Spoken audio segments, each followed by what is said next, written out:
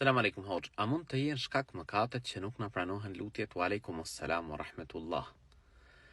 Nëse mëkati është nga mëkatet e kaluara dhe njeriu është penduar pra prej atij mëkati, atëherë duhet ta dimë që ai që pendohet prej mëkatit konsiderohet si puna e atij personi i cili nuk e ka bërë atë mëkat, sepse Zoti i gjithësisë është ai që fal.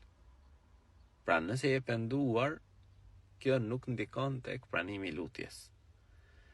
E nëse personi vazhdon të bëjë mëkate dhe nuk është penduar prej mëkateve, atëherë kjo është një ndër shkaqet që nuk pranohet lutja.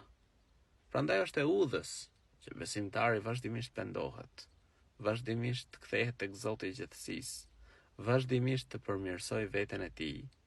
Dhe Allahu i lartësuar është ai që fal, është ai që mëshiron, është ai që i pranon lutjet.